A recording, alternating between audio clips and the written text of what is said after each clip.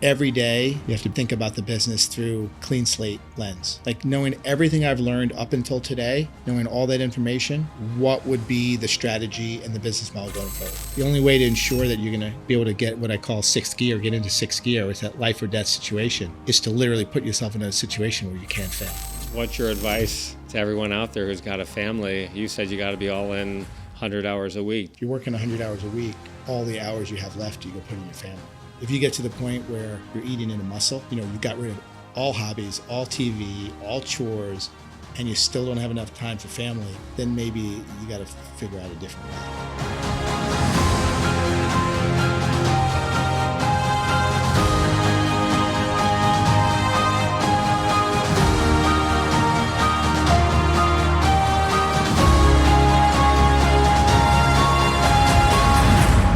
In Search of Excellence. My guest today is Marc Lore, the billionaire owner of the Minnesota Timberwolves, serial entrepreneur, sold diapers.com to Amazon for $545 million, and then jet.com to Walmart for $3.3 billion. Marc, thanks for being here. Welcome to In Search of Excellence. Thanks, Randy. Great to be here. We'll get to the pit in a second, but I want to focus on you were head of risk management at Samwell when you left, executive vice president. You were exhausted, and you quit without having another job. Is that craziness? That's pretty crazy, yeah. Looking back, that was crazy. It's not something I'd recommend to my daughters to do, but it is consistent with this idea that when you're an entrepreneur, you sort of leave no escape hatch open, no plan B.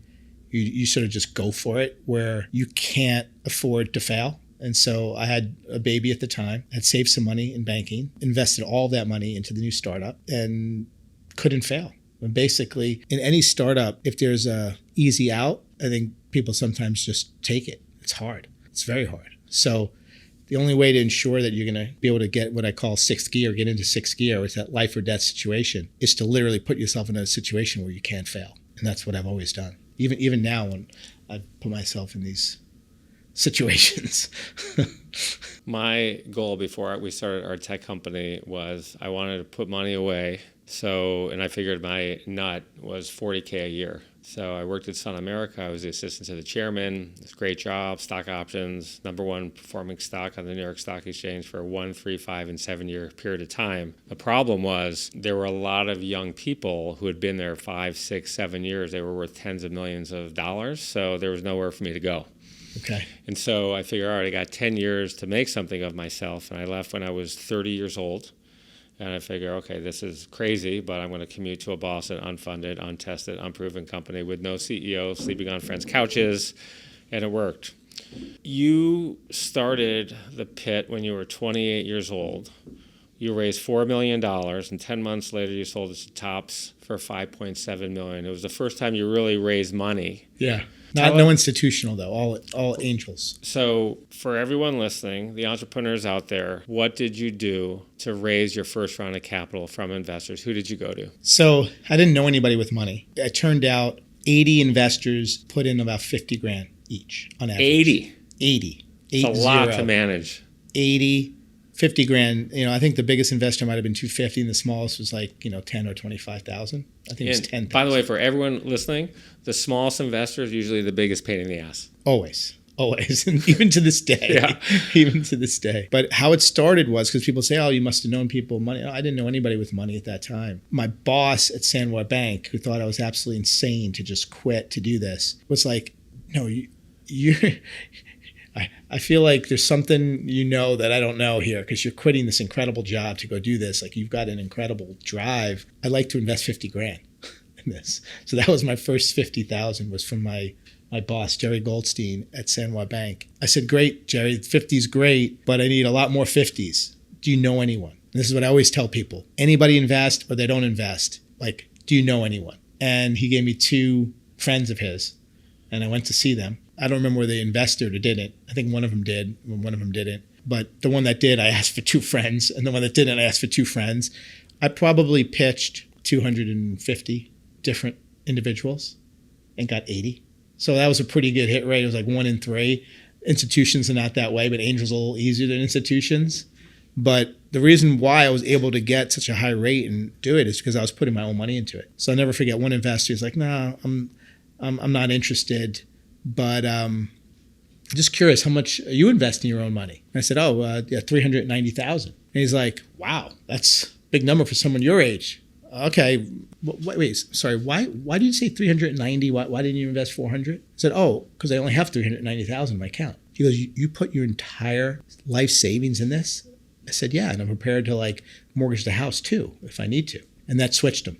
He went from a no to a yes right there. And I realized how powerful that line was. So I always started with that with investors. Hey, just so you know, I'm putting my entire life savings in this. And that was really the catalyst. And I think too many entrepreneurs are afraid to take the risk, but they say, okay, putting the 390,000 in, that's too risky. But and I'm actually writing a book about this, but it's how taking risk reduces the ultimate risk. It's like actually less risky, because by putting the 390,000 in, I just increased the probability of getting the funding.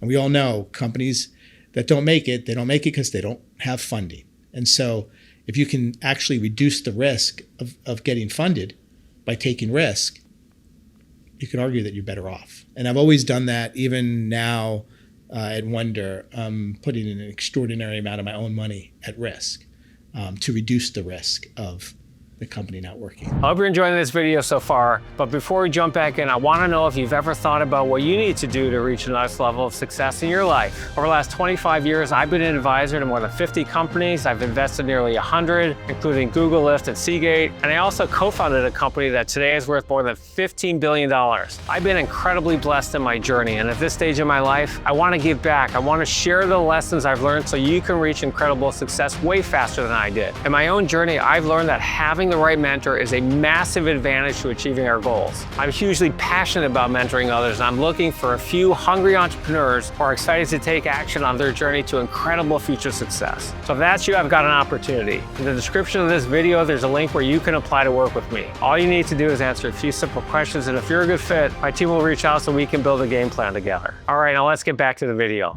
I'm sure this has happened to you, but I've probably taken over the last 20, 25 years, 500 to 1,000 in-person pitches, and it's not like I'm going to meet with all the people who contact me, right? There's some due diligence and screening that goes on, and I think all but maybe a handful of 5 people. There's people come in, I've experienced, I made money, this is my third sale, and then you got guys or women in their 30s or 40s. They come in, yeah, look at what I've done.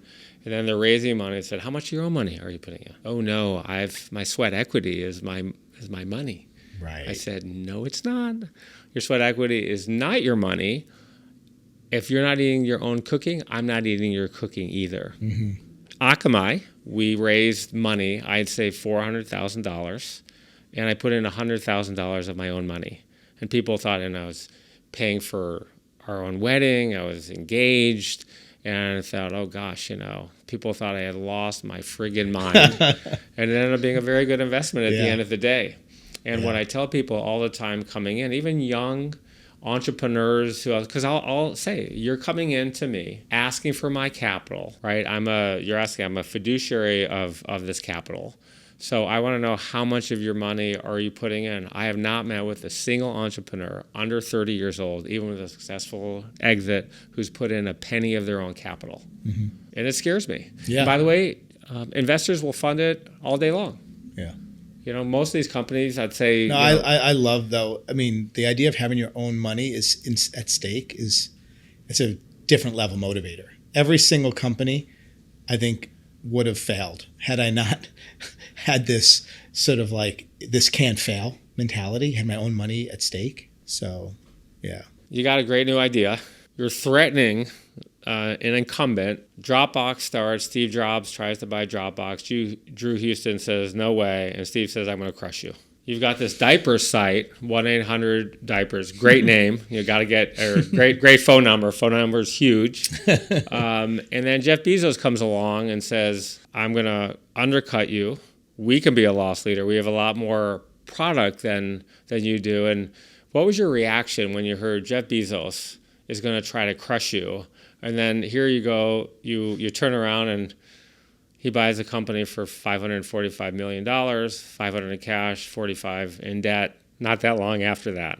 Yeah, first of all, that was even though that was life-changing money at the time, because that was the first, real exit, it was a very depressing day because put so much time, just mental energy into wanting to build something great, and to be sort of in a position to force basically to sell it it was really depressing. And even though it was life-changing money, more runway to go. Yeah, and it was life-changing money. I mean, it was never had to work again kind of money, and it didn't matter. It was literally my co-founder Vinny, best friend. We after the sale, we're like, should we celebrate? He's like, you want to? No, me, I don't want to either. All right, like it wasn't. So that at that point, I really learned, the difference between a mercenary and a missionary. In terms of like why we were doing this, like. It was so clear it wasn't about the money, because if it was about the money, I mean, it was like crazy money at the time to be made, and we weren't even wanting to celebrate the exit. I still think back to what could have been, had it was really the issue was Amazon had spooked investors. Investors didn't want to invest in us because they knew Amazon had clearly targeted us with the 30% off diapers, which was sort of crazy at the time. When Walmart came in with a last-minute bid of $625 or $650 million, did you say, could you have gotten out of the deal with Amazon and taken the extra, $100 million? Yeah. So why didn't you do it? Because if there was any adverse change in the business, Walmart could have walked away. And we thought that there would be an adverse change because Amazon would have, they might have done some stuff. So we took $100 million less. Amazon shut down the business. Years later, you stayed for a couple of years, you left, then they shut down the business, I think 6 years later. Mm-hmm. Painful? No, I think the pain was already in what I call selling out. It was sort of, there wasn't any pain that when they shut it down. One of the interesting things that you did at the time, you were at the forefront of technology. There was something called Kiva robots that has been revolutionary for e-commerce warehouse type businesses. It was developed by a nuclear PhD who had written some crazy software. Amazon had bought the company 2 years after you were using it for $775 million. Great acquisition, clearly. How important were those robots in your success of the business, and where do you see technology going today in the e-commerce business besides AI, and then including AI? So I think at that time it was revolutionary, this idea that robots, in a big warehouse with millions of products, having somebody go fetch a product and bring it back and put it in the box was very expensive. The idea of the Kiva robots was, what if the product was being brought to you? And it would not bring just a product, but the whole shelf. The robot would slide under the shelf, lift it, and then bring the shelving unit. So you can stay, in one location as a picker and just pick off the shelf. The shelf would disappear, a new shelf would drive up. And so it was very revolutionary. And I think maybe in part due to the reason why Amazon was interested in what we're doing, because we were extremely efficient on the logistics side. Where it's going in the future, I think conversational commerce is the future of retail, no question. The idea that you would just be talking to, AI, and it would be the most knowledgeable person you've ever talked to about that specific product, like on a showroom floor of a retailer. AI would know you like your best friend does, or your parents or whatever. And you would just converse, say what you want. And then in the future, I think just see hologram images of the products and be able to see it right there. We're not quite there yet, but I think that's all coming. I think certainly conversational commerce is going to blow up in the next decade, and then hologram displays of the products. This idea, and I've said it many years ago, this idea that you would put a product in a search engine that you're looking for and see all these results and scan through them, that's going to go the way of the cassette tape. That's not going to be part of our future. Explain that a little bit more. Like when you go into a search engine, you go into Amazon or Walmart and you type in black boots or whatever, and then you just get this list of thousands of black boots, and you're sort of going through them and trying to figure out and reading the descriptions and things. You won't be typing in black boots like that. You'll just be using your voice and just saying, I'm looking for a pair of black boots, but much more personalized. We'll know, the kind of boots, you typically like, or shoes, or the outfits you typically wear, and we'll be able to have a conversation about it. No, I don't like those. Those are a little bit too high. Do you have something lower? Good. Actually, let me see if these fit. No, these a little tight. Let me try. It's like just back and forth on how to purchase. It'll be much more personalized. That we won't be having to weed through tons and tons of stuff, because your own personal AI will know your look. So 10 years ago, you're 42 years old. You started a company called Jet.com, and your fundraising prowess continues. You raise $820 million, and 28 months later, Walmart buys a company for $3.3 billion.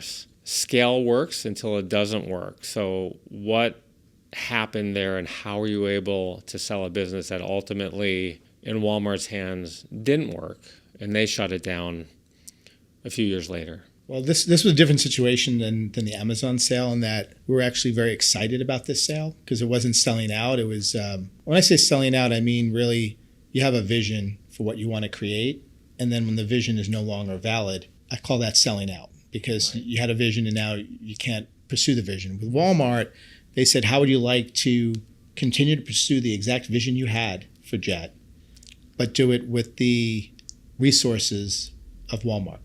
So, Mark, we're going to give you the keys to be CEO of Walmart e-commerce, and you bring Jet and Walmart e-com together and create a real formidable e-com company. We'll give you capital. You'll have access to like 3,500 retail stores, which is a big advantage. We're the number one grocer in the country. So it was very exciting. It was, even though the company was sold in the sense that the shareholders were no longer, in terms of my personal passion and the team as well, we were even more motivated, because we had all the resources of Walmart behind us. And so it was my decision, in the case of Jet, to merge Jet and Walmart e-com together. It didn't make sense to have two separate brands, and so we could put all of our resources together on one brand. And it was a fantastic run. I was there for 4.5 years and learned a ton. And we did some pretty good stuff, the team.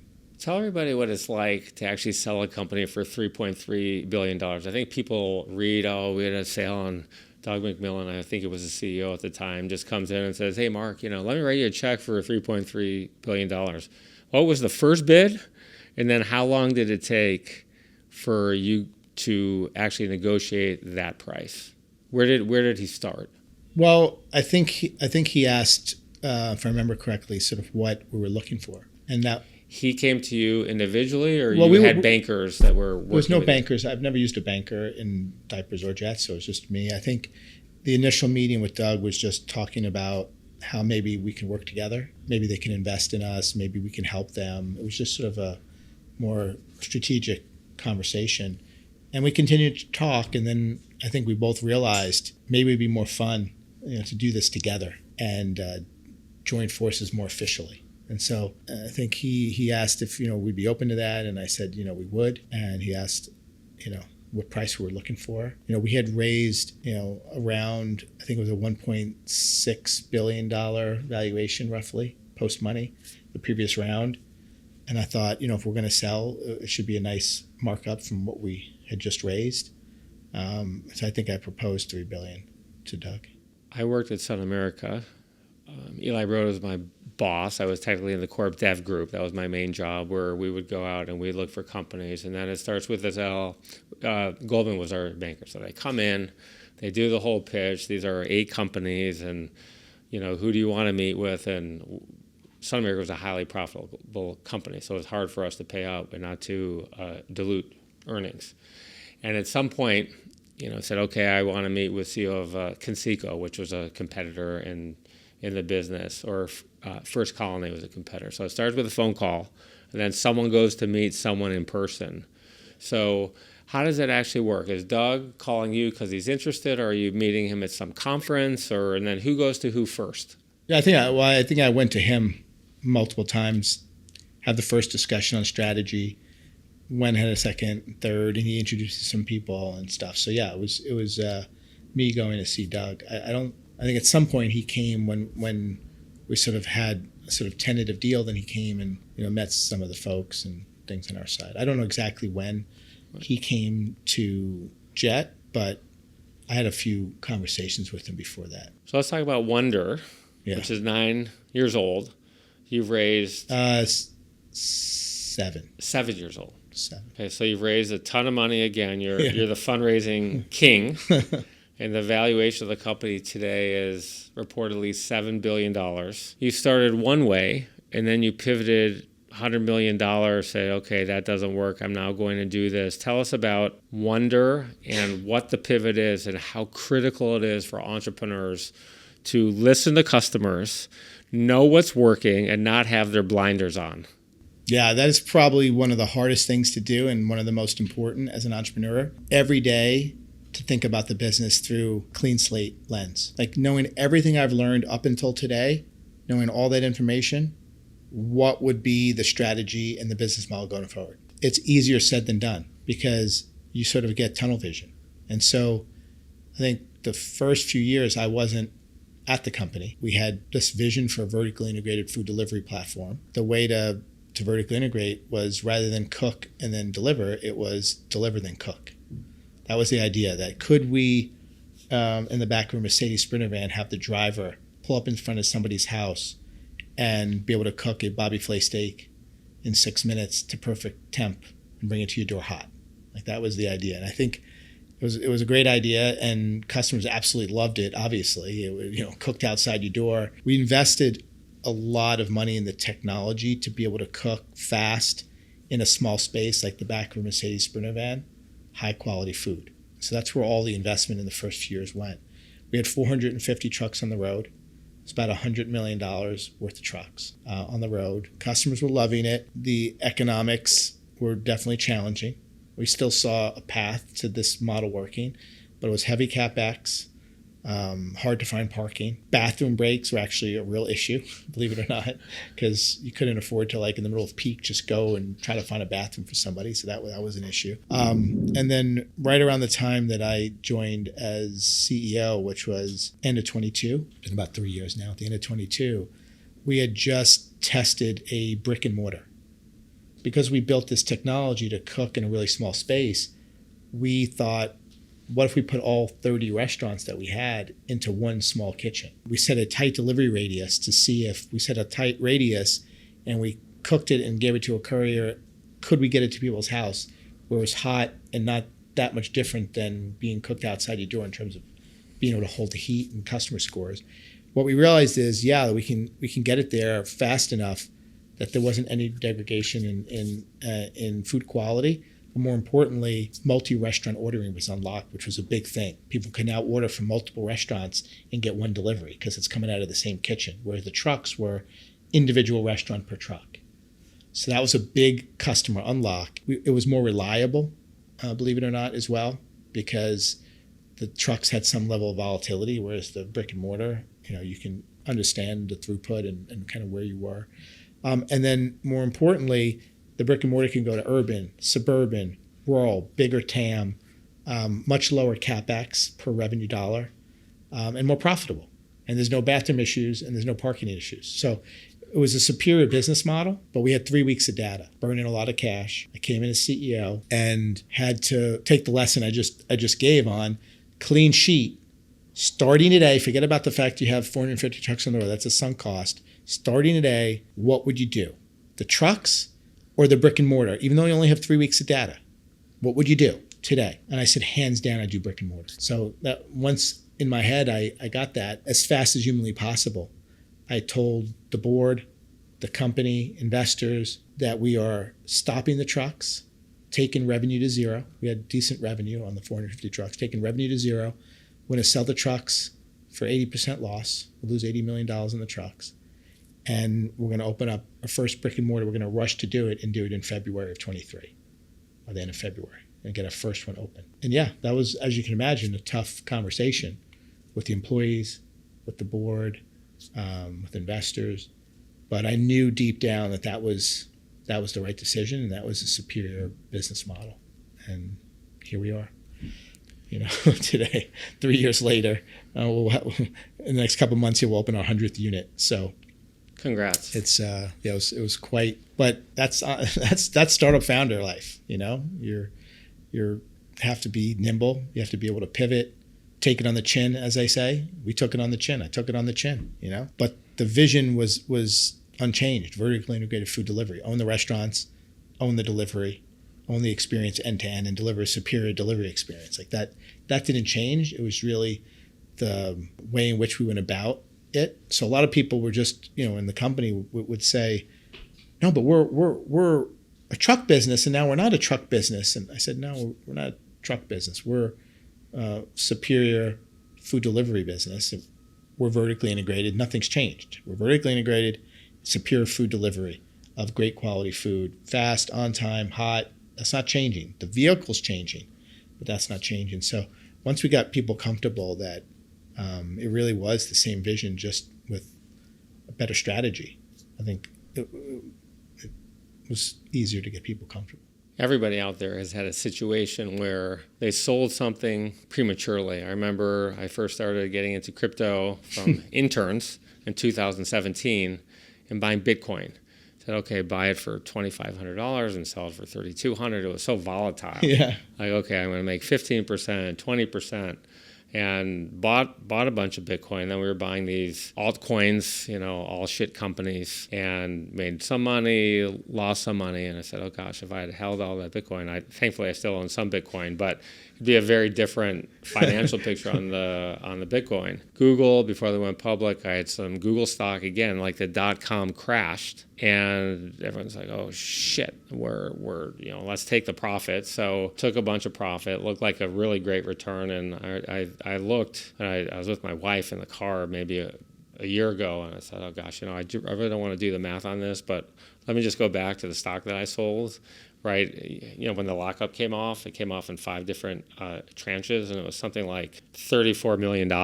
But you don't know. I mean, Google was one of 5 publicly traded search engines at the time, and things look very different. Mm-hmm. Look very, very different. So you were in a similar situation on the other side, buying a professional basketball team, the Minnesota Timberwolves, where the owner, Glenn Taylor, had sold you. I think you bought 20% with you had a partner.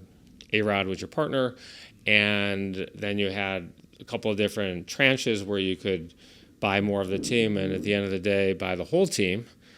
He said no, because the value of the team had skyrocketed. And so you had a $1.7 billion valuation, then it was worth 1.5. Or 1.5, then it was worth 3.1. So $1.7 billion, and you won the lawsuit. Tell us what that was like when you first learned he wasn't going to sell the team. Were you not say, hey man, we're gonna get this, we're gonna win? Was there ever a point where you thought you weren't going to get the team?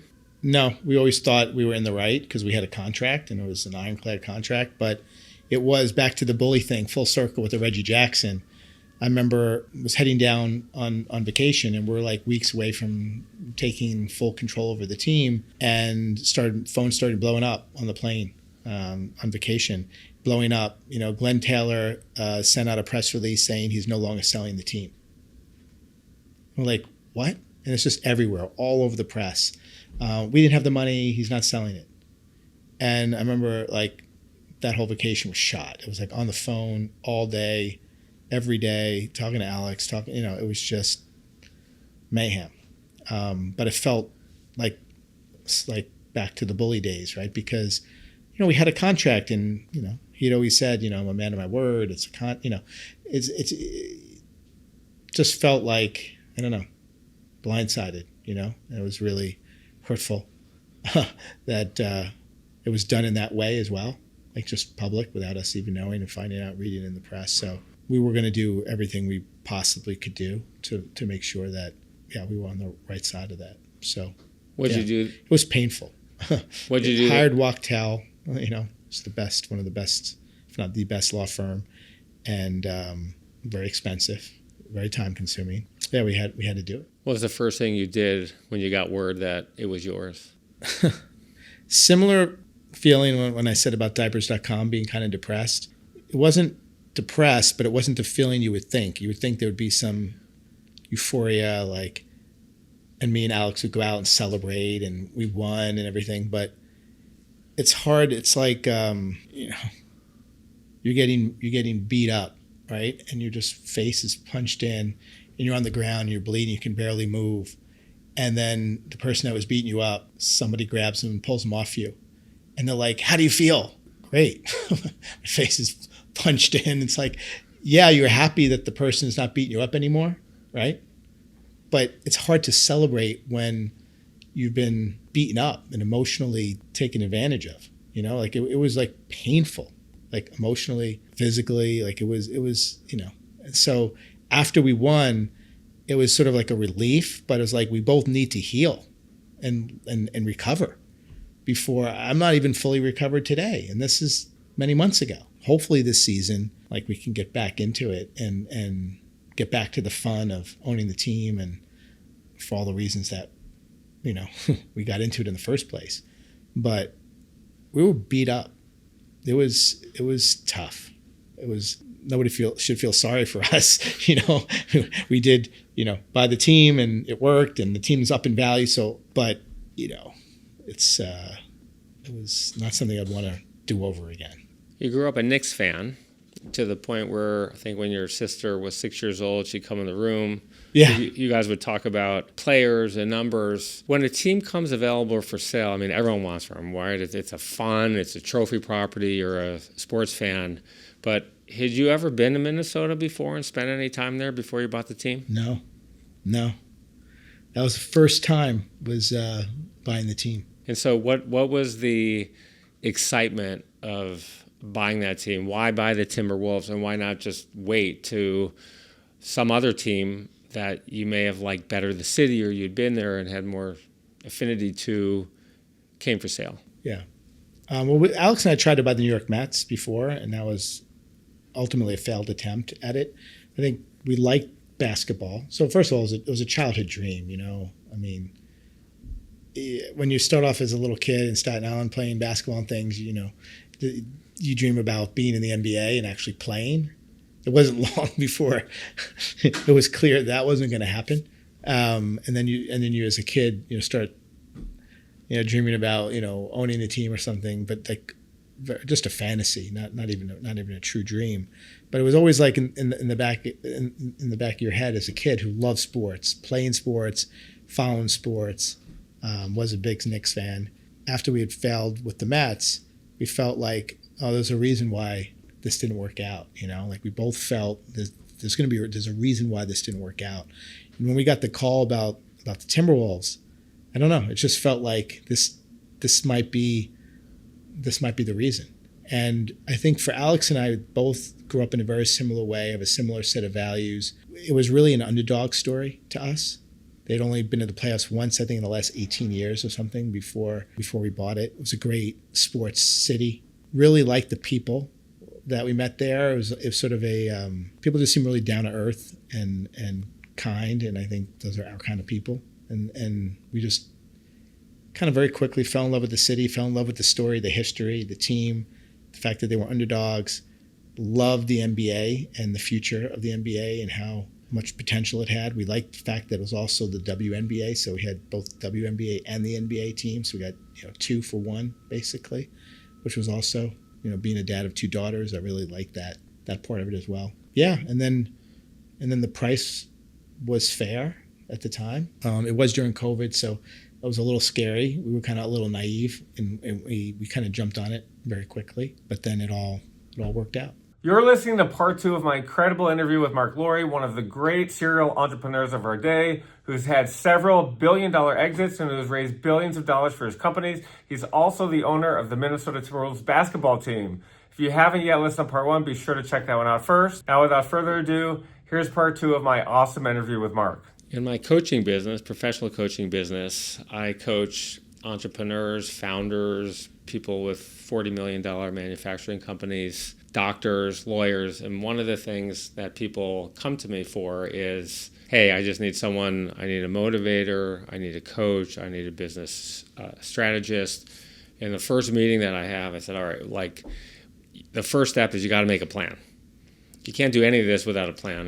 And we go through family, the hours worked, work ethic, everything. And you got to lay out your financial picture for me. And a lot of these people said, I'm just going to do better. I'm going to put money away and things will work out. I press people and say, well, have you actually thought about and make a budget? What age do you want to retire? Are you paying for your college? How much does that cost? How much are you making after tax? Put that money aside, earning in the bank, average percent, and 2% of people have done that. Right. You made a financial plan very early on in your career, and by the time you were 20, by the time you were 30, and by the time you were 40. Can you share those goals with people? And then what's your advice? Should everyone be doing this? Sure. I think it's a good idea, yeah. In terms of a financial plan, I mean, I set some goals, when I first got to Bankers Trust. It was kind of silly. I grew up watching my dad be what I call a mercenary, where working was only about money. There was no purpose. It was just make money. And so that's the way I was kind of thinking about job until I learned about the sort of missionary part of it, and how driven by a real mission is much better than being driven by the dollar. And so I had created a sign. And this is me just starting the bank day one. I had put it in my cubicle, and it said salary goals: 6 figures by 26, 7 figures by 37, 8 figures by 48. And I just had it there. And I remember all the traders and stuff, they just loved that sign. It was, just like a motivator. Every day you get to the desk and look at the sign and think, okay, I'm 22. I got 4 years. I got to make $100,000 a year, And then of course I realized, when I started my first startup, and the reason why I left banking, because the being motivated by just making more and more money every year wasn't doing it for me. It wasn't motivated. I didn't feel happy. And when I realized, in the startup, that having a mission and a purpose bigger than just dollars and cents, it could be so fulfilling and really made me happy. And so that's always now, like since the first day of the startup, been the primary motivator. I think that's important for any entrepreneur to be really, because if you're not motivated by the mission and vision of what you're doing, then you'll make decisions based on dollars and cents. And right now, even to this day, I'll make dumb decisions based on dollars and cents because I so believe in the mission. I'd be put my money at risk in a way that wouldn't make sense if it weren't for that. Let's talk about ingredients of success. And one of the core ingredients, if not the biggest ingredient of my own success, has been something I call extreme preparation, which means preparing more for podcasts than 99%, maybe 100% of interviewers, podcast hosts. It means if someone's preparing 1 hour for a meeting, I'll prepare 10 hours for a meeting. How important has extreme preparation been in your career and your success? I don't sound like I'll do nearly as good job as you in preparation. I think I'm willing to outwork anyone. So I go in with that mentality. I'm going to be even when banking, the first one in and the last one to leave every day. So I feel that's sort of one of my superpowers. And I tend to put the cart in front of the horse, opposite of preparation. So to jump and then quickly iterate. And when I go to bed every night, I lay down and I basically just run scenarios in my head. You could say it's preparation, but it's really just trying to find the best possible path for the next day based on the vision that you've put out there in the future. And I work backwards from the vision and then think about what's the biggest step I could take tomorrow. And I just run these scenarios. It's almost like I play chess, and it's almost like thinking through all the possible combinations of moves. What's the biggest move I can make tomorrow? And then I wake up and try to make those moves. And every day I'm doing that. So it's I don't know if I would use the word preparedness, but I'm definitely jumping and doing the analysis every day to figure out what's the biggest contribution I can make toward the vision tomorrow. Work ethic has also been critical to my success. I'll work out anybody. And I had a girlfriend in law school who said, you know what, Randy, you may be the top of your class and make a shitload of money, but you are going to be one miserable son of a bitch. And I said, and it really, she came from a wealthy family, so she wasn't going to have to work the way that I did. Work-life balance for you has been very, very difficult. You've been married for 22 years, had daughters, and essentially destroyed your marriage. Yep. What's your advice To everyone out there who's got a family, you said you got to be all in 100 hours a week. Do you really need 100 hours a week, or is your family more important than making money and achieving whatever you're trying to achieve? This guy could talk for a long time about this. I think you learn how to, and what I did do this. If you're working 100 hours a week, all the hours you have left, you go put in your family. So you can't have hobbies, you can't watch TV, can't do chores. Like you try to just have to pay someone to help you with chores, even if you don't have the money to pay for it. That's how valuable, those limited hours with your family are. So, I definitely gave up everything other than work and family to do it. If you get to the point where you're eating in a muscle, where, you got rid of all hobbies, all TV, all chores, and you still don't have enough time for family, then maybe you got to figure out a different way. But I was able to, work 100 hours a week and still have a decent amount of time for family, but it's not for everyone. It's a big commitment. You got to be prepared for definitely some pain and some sacrifice if you're going to be a successful entrepreneur. People that say they'll find entrepreneurs out there that are doing it, not working 100 hours a week, and yeah, you can do it if you get lucky, if invent something, but I think for most people that's not the case. There's a saying, when you're on your deathbed, no one ever says, I wish I'd worked more. They say, I wish I'd spent more time with my kids and my family. Mm-hmm. Do you regret working all those hours and not missing important time with your two daughters who are a lot younger at the time? I don't actually regret it. I wouldn't change anything. I think I was there for all the most important. I think if I would have missed anything important, I might regret it and feel that way, but I was there for all their important events and things. I was there to read them stories to bed every night. I didn't do a lot of traveling. I was home most of the time and was very, like I said, I gave up everything else. So I don't know. I wouldn't go back and change anything. All right, we're at the end of our show, and I always conclude with a game I call Fill in the Blank to Excellence. Are you ready to play? Okay. The biggest lesson I've learned in my life is? Treat others the way you'd want to be treated. Give more than you take. My number one professional goal is? Do something great in the world. Make the world a better place. My number one personal goal is? Be happy. My biggest regret in life is? No regrets. My biggest fear is? It's not something I focus on. I don't have to think about that. Nothing I fear. Biggest fear is probably dying before I'm ready, dying too soon. The best advice I've ever received is?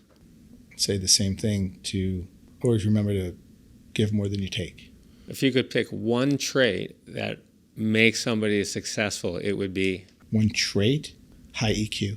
The one thing that's contributed more to my career than anything else is? Work ethic. The one thing I've dreamt about doing for a long time but haven't is? The only thing that jumps to mind is top of my bucket list is going to Bhutan. So I'll say, yeah. If you could go back and give your 21-year-old self one piece of advice, it would be? To be patient, be more patient, and think long-term. Think long-term as a youngster. I think be patient, learn, and think long-term, as opposed to sort of thinking in the moment or where I got to be next year, or in 6 months, or in 2 years, but take a long-term view.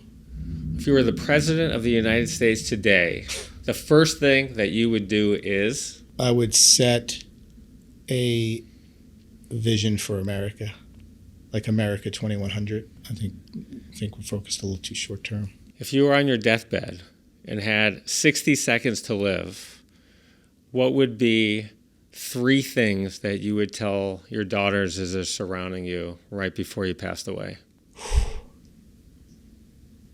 I'd probably focus on values that I wanted to share with them. I think so. It's something that I've told them when they were little, and I've told them every year since, and they both recall this. And I say, always believe in yourself, try your best at anything you do, and remember to have fun. I'd probably tell them the same 3 things. The one question you wish I had asked you but didn't is? You did a pretty good job. I can't think of anything. Are there any questions you want to ask me before we finish? Is that your best pair of sneakers? No. I have some Louis Vuitton Airs that are quite nice. But these are What the Dunk. These are one of my favorite pair. Yeah. I think I have 50 or 60 pair of low dunks? Dunks. Mostly Dunks. You have the Heinekens? I do have the Heinekens, but I haven't worn them yet. My wife says, God, you have them all in the closet in these cases. Like, why don't you wear them? I said, I'm afraid. The PlayStations are great, too. Yeah. I've worn those twice. What's your favorite pair? What the Dunk. What the Dunk? Those are my favorites. I like the Heinekens a lot. I like the, drawing a blank, the Ben & Jerry ones. What's the... the Ben & Jerry one. Yeah. Those I have too, but they're ridiculous to wear. Yeah. They're absolutely. I have the furry ones as well that come in yellow, orange, and green. Yeah. I think they're I don't know if they're Jerry Garcia, I think. Okay. And they're ridiculous. I just bought them because they look cool. But they're ridiculous. I can't imagine wearing these. Mark, this has been amazing. I admire you. You've achieved amazing success. Congratulations on all your success. Oh, thanks, Randy. I appreciate you having me. And I hope we get to know each other better. Yeah, same here. Thank you for having me. Thank you. I appreciate it. Yeah, Randy, man, I got to tell you, the amount of time you've put into preparing for this interview is really impressive, and I really appreciate it. I mean, the depth that you were able to go on a lot of these areas, no one's ever gone before, and I know how much preparation meets you. It definitely shows, and I appreciate it. Thank you. Well, I appreciate that. Thank you.